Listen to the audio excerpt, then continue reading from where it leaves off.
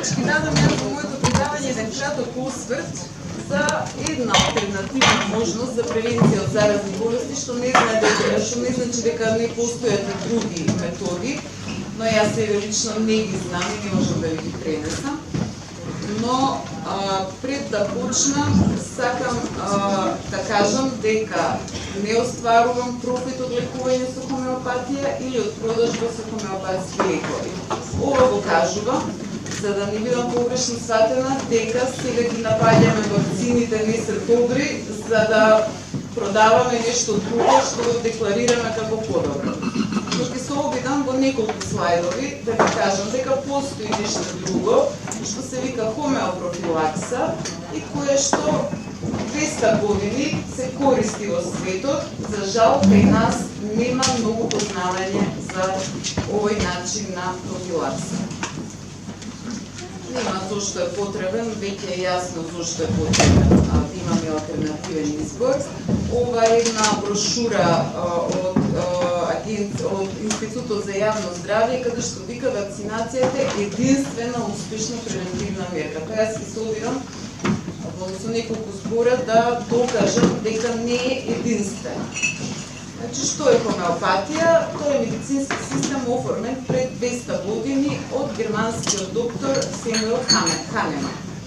И се базира на принципот слично со слично се лекува, што значи дека онаа субстанца која е способна кај здрава единка да произведе одредени симптоми, ќе биде способна таа иста субстанца кај болен човек со такви симптоми да ги излечи.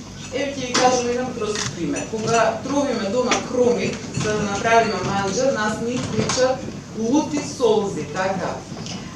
Кромидот како хомеопатски припремен, значи разреден и потенциран, се дава во ситуации кога пациент дали од настинка, дали од алергија, не е битно која е болеста, кој име го има, битно е дека го има истиот симптом како кога лупиме кромик, дробиме кромик. Тоа е девизата слично со слично се лекува. Кај здрав човек предизвикува такви симптоми, кај болен човек без обзир која е болеста, али с тие симптомите ќе ги излекува, ќе излекува таа болест. Кои се принципите? Значи, највисок идеал во лекувањето е тоа да биде брзо. Значи, дека треба да биде краткотрајно лекување и значи да не биде хронично, да не се пие лекот со години и слично. Другиот принцип е да биде внимателно лекувањето, што значи да биде со што помалце несакани ефекти. И трето, највисок идеал е трајно излекување на болеста. Значи не само санирање или одржување на симптомите под контрола, него болеста да биде трајно отстранена. По најкраток и најсигурен пат со помош на објективни и јасни принципи. Тоа се наоѓа во учебникот Органон, кој што е основен учебник за сите хомеопати. Понатаму.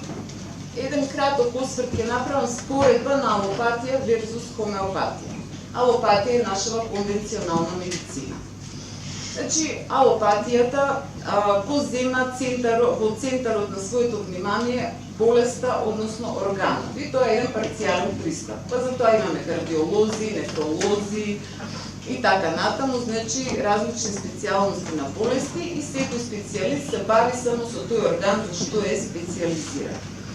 Лековите делуваат спротивно на симптомите. Значи, ако имате хипертензија, ќе ви биде даден антихипертензив. Ако имате, не знам, диабет, ќе добиете антидиабетик. Значи, лековите делуваат спротивно од симптомите. Лековите конвенционални имаат хемиско дејство, односно се хемиски материи, сега во поново време имаме и некои биолошки, и се даваат во материјални дози. Значи, кога докторот ќе го препише лекот, тој има јачина 200 грама, 200 микрограма или слично, важно има некоја материјална доза. Хомеопатијата има некои спротивни принципи, значи се зема човекот како тоталитет, односно се гледаат сите симптоми, без обзир Дали се на глава, на стомак, на нозе и слично. Лековите делуваат слично на симптомите, значи ако еден лек како арсенот, знаеме по материјални дози дека е тежок отров, но разреден и потенциран, направен хомеопатски, тој ќе ги лекува симптомите на труење, кои што би ги предизвикал арсенот да го земеме во материјални дози.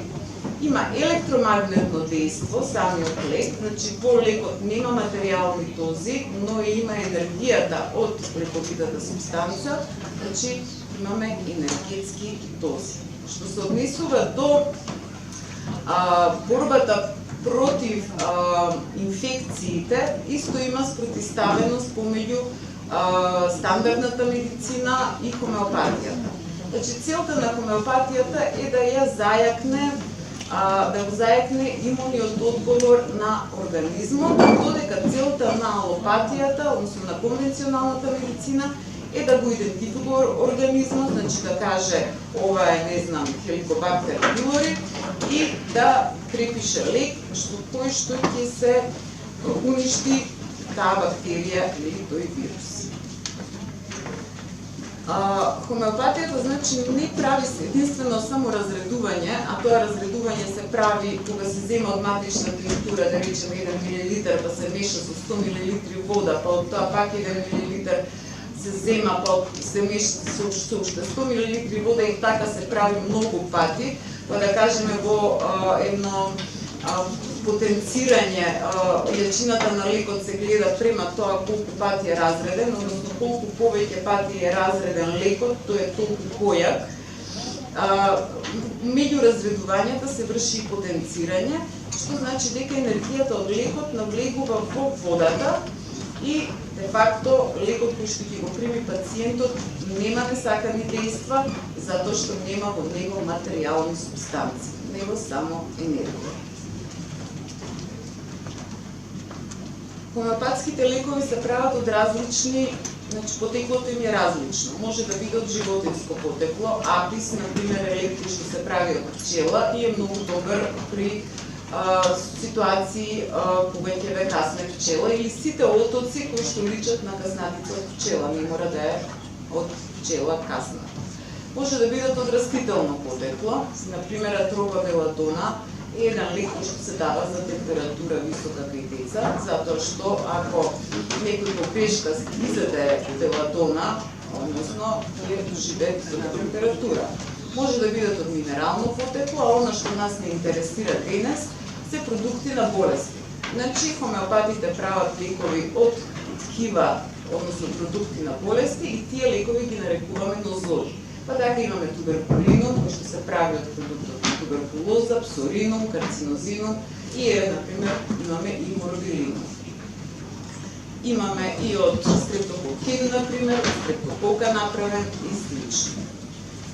Се ова се некои пакувања хомеопатски, како изгледа и зашто се дава морбилинумот, се дава и за кога пациентот ќе развие веќе морбили, за полесно да ја преброди болеста, може да се даде и хомеопрофилактички, значи да го подигне имуниот систем пред пациентот да ја фати болеста, но исто така може да се даде и кај други болести што не се предизвикани од морбили, но ја има клиничката слика на морбили.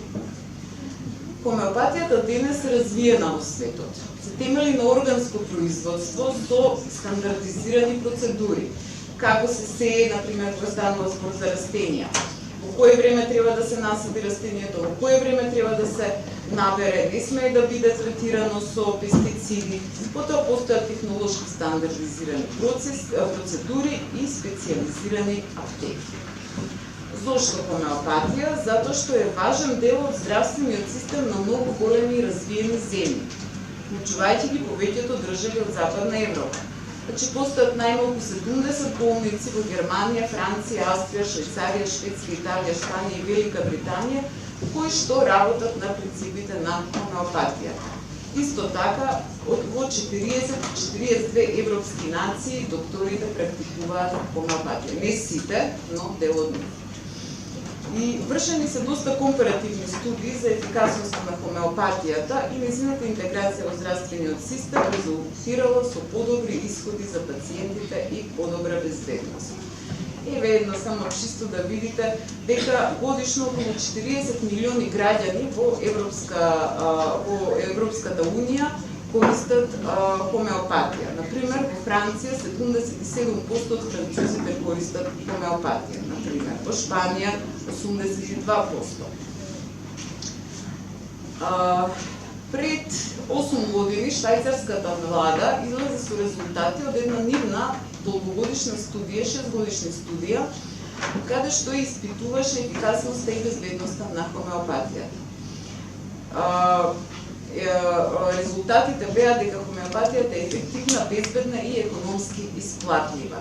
И беше дадено препорака хомеопатијата да се инкорпорира во швајцарскиот здравствен систем, национален здравствен систем. А што се случува оваа година во Франција? Министерката за здравје објави дека владата ќе ги следи препораките од здравствените авторитети и ќе ги исфрли од позитивна листа хомеопатските лекови, затоа што научниците рекле дека нема од нив пациентите корист. Но и после тоа 6 од 10 французи изјавиле дека ќе продолжат да ја употребуваат хомеопатијата иако таа веќе нема да биде на позитивна листа. И овде ќе го цитирам Марк Твен, кој уште далечна 1890 година има кажано дека треба да бидеме искрено благодарни на тоа што хомеопатијата ги преживеа настојувањата на алопатите да ја уништат. И сега, бидејќи зборувавме за медицина базирана на докази и конвенционалната медицина ги напаѓа хомеопатите дека немаат доволно докази, односно пациентите немаат бенефити, јас најдов една студија во British Medical Journal, значи именетно списание, кое што испитувало, правило анализа, ја категоризирала ефикасноста на 3000 лека кои што најчесто се користат во Велика Британија. Значи конвенционални лекови кои што се наоѓаат на позитивната листа во Велика Британија. И открила дека само 11% од овие 3000 лека, односно само 330 од нив, имаат доволно докази за да бидат категоризирани како корисни. Ако ја видиме табелата разчленето, ќе видиме дека 50% имаат непозната ефикасност, а само 11% од нив се категоризирани како корисни. Значи, ова не е податок што некој од нас го измислил затоа што му одговара, ова е медицина базирана на докази и е објавено во British Medical Journal. И сега уште неколку збора за хомеопрофилаксата, е значи програма за едукација на имунолошкиот систем на детето кон заразна инфективна болест, со тоа што ќе стимулира реакцијата на природниот имунитет. Значи, ова е една програма каде што кој родител сака целосно да го заштити своето дете од сите болести за кои што постои вакцина.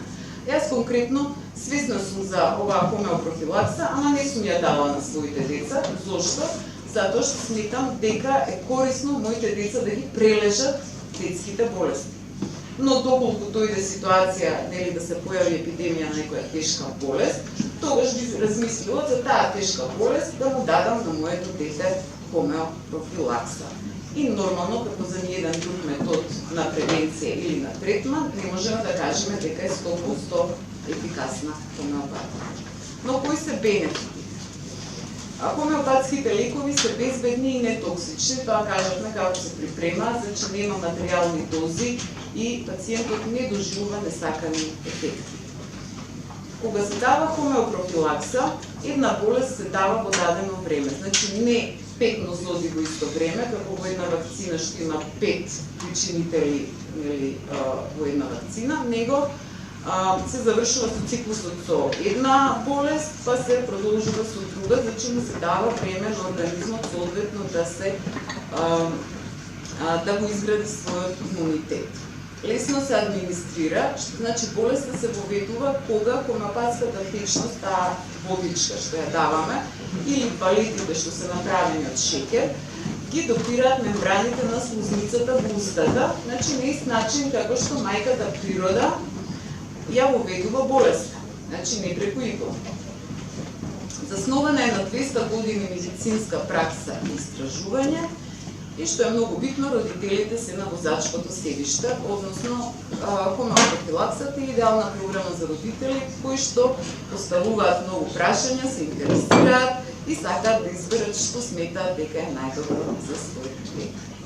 Бенефитите кои детето ќе има од оваа хомеопрофилакса е дека имунолошкиот систем останува неоштетен и знае како да управува со болестите. Телото знае како да добие треска, висока температура и како да се опорави. Телото е ослободено од токсини, нервниот систем не е нарушен со невромодулатори и децата ќе имаат намалена зачестеност на алергии, астма и кожни заболувања. Еве конкретно ќе ви кажам за два лека. Значи, ако одлучите да не го вакцинирате вашето дете за мали сипаници, а сепак сакате да му го засилите имуниот одговор, што јас лично не би го направила, значи јас би дозволила моите деца да се разболат од морбили, да ги прележат морбилите и да бидат во иднина безбедни и да го пренесат тој имунитет на, пошто имам ќерки, кога ќе имаат деца, со доење да им го пренесат и да ги заштитат своите деца додека се доенчиња. Овој лек работи како хомеопатска профилакса, но нормално нели кажувам дека има родители кои што се плашат и ние тоа можеме да го разбереме, а ако се плашат, можат да земат хомеопатски лек наречен морбилино, тој ќе им помогне да се засили имуниот одговор на детето кон оваа болест. Сличен протокол има, значи, ако се загрижени за голема кашница или пертусис, може да го дадат нозодот тусил. И за сите заразни болести, за кои што постојат вакцини, но и за оние за кои што не постојат, постојат хомеопатски лекови за кои што може да им се подигне имунитетот на децата. Ефикасноста на хомеопатијата е многу пати до сега докажана. Еве конкретно ќе ви кажам за во Бразил, кога имало појава на менигнококна болест, од 74 година, илјадници деца добија успешна заштита од болеста преку хомеопрофилакса. Во 98 година Бразил ја повторил и ја проширил студијата.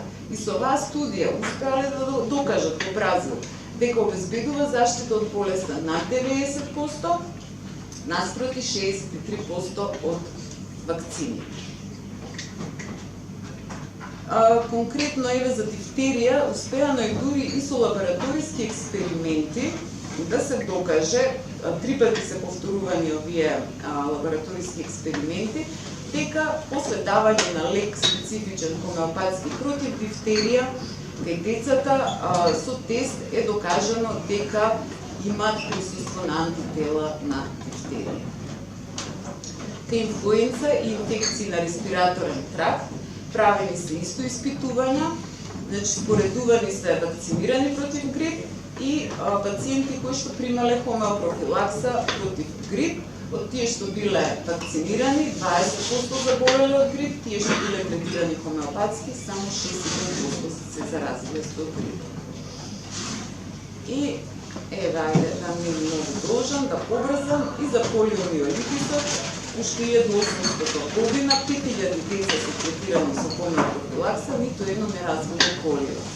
Исто така имаме, значи, овие се 1850 година, еден позната докторка хомеопат има дадено на 82 пациенти хомеопрофилакса. Од нив 12 луѓе дошли во директен контакт со болеста, ниту еден не бил заразен.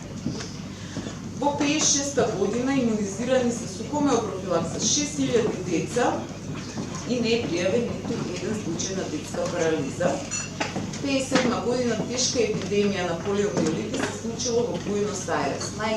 Поголемиот дел од хомеопатите препишале хомеопатска превентива и не се случи ниту еден случај на полио кај тие што зеле хомеопрофилакса и 75 година 40.000 луѓе во Буенос Ајрес добиле хомеопрофилакса за болест и ниту еден не добил полиомиелитис. Кога станува збор за голема или за пертусис, за голема кашлица, 15 годишна студија е изведувана, резултатите се објавени 2004 година. Оние кои, споредувани се плацебо, пациенти кои што никогаш не примиле ниту вакцина, ниту хомеопатска профилакса и 85% од нив во тек на 15 години, значи патиле пертусис. Во групата која што примала пертусин, 11,7% се заразили со пертусис. Значи, ефикасноста на оваа вакцина изнесувала 86%. И за крај уште зошто хомеопатија? Затоа што заради специфичните методи на припрема и действување немаат несакани ефекти и не предизвикуваат резистенција на терапијата. Во хомеопатијата може да се случи влошување на симптомите на почетокот на терапијата, што не се несакани ефекти од самата терапија, него се ефекти на будење на имуниот систем. Тоа се благи влошување на симптомите кои што брзо поминуваат и после тоа настапува излекување. Хомеопатијата е безбедна за бремени жени, новороденчини и постари пациенти и производството, чувањето и дистрибуцијата е едноставна и ефтина.